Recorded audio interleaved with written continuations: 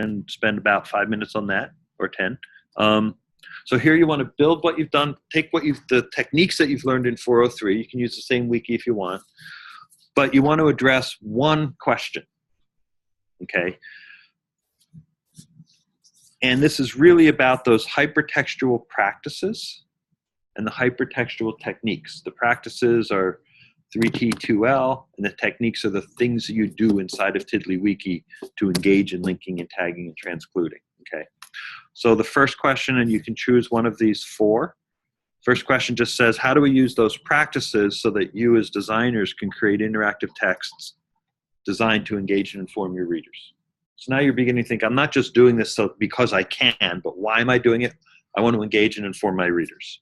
A second approach might be, how can we or I or you use these practices to facilitate your writing?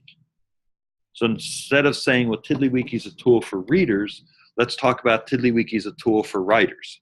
So maybe what you write will get rendered as a flat text and not interactive text, just a flat text. But the process of writing might benefit from using hypertext. So it would help your writing. It's not for readers, it's just for writers. That's question 2. Question 3 asks a slightly different question. I'm a little uncomfortable with the word readers in question 3, but there's this notion out there of writing to think. So it suggests that the writing process is really designed to help people think. So you don't write to write, you write to think. If you really want to think about something, sit down and write about it, because it's different than just thinking about it, or talking about it. It's different. It's that act of writing. So the question is, does writing hypertextually or writing in a hypertextual platform help readers/writers learn? So can you facilitate learning? And that's what I might do in class, right? If I wanted my students to learn from a text that you're, say, reading, I might ask you to annotate it. That's writing to think. So the question is, does that work?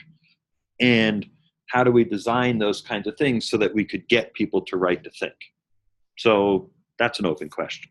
The fourth question is, how can we, you name it, right? So how do we use TiddlyWiki? How do we use hypertext practices to do whatever it is that you think you could possibly do?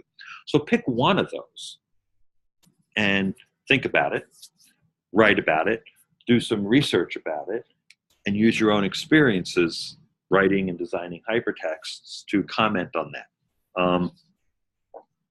So your wiki should reference, I don't know, I picked 5. 3 is probably okay. I'm not really going to count them, but you don't have to find 20 external sources. Okay, you can do a lot with 3 or 4 or 5. Assume that your audience, me and other readers, are going to spend 15 minutes with you, and we talked about that before.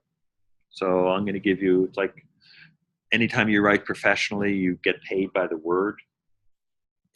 They're using words as stand-in for minutes, because really what the people are selling is they're buying your time in effect. So if this is like writing an article for a blog or a journal or a magazine or something, they're going to give you 15 minutes to learn about hypertext. So, based on our calculations, we think that you should have maybe total of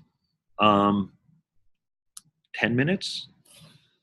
Given the complexity of what you're creating, maybe they spend 1/3 of their time navigating and 2/3 of their time reading. So give or take 3,000 words, give or take, whatever. I'm not going to count them. And those words don't have to be yours. They can be words that you find that others have written that you're appropriating, that you're copying, that you're pasting, that you're mashing up, that you're annotating, that you're linking to, that you're building, right? You're building structures so we can get back to the source, but you don't have to write all those words yourself. The title of a wiki, the title of a tiddler, those are words. So we want to see not more than 3,000 words on your screen in your wiki at any one time, including the title. So, don't go crazy counting. You can estimate, well, I've got 20 tiddlers. I bet you each one of them have these words, these titles that are 7 words long or 5 words long or 3 words long. So that's about 200 words in titles, and you can guess, don't count.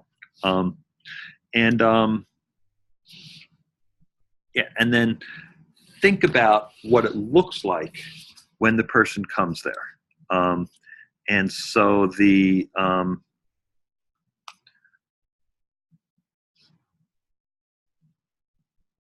that's not it. Where'd my, the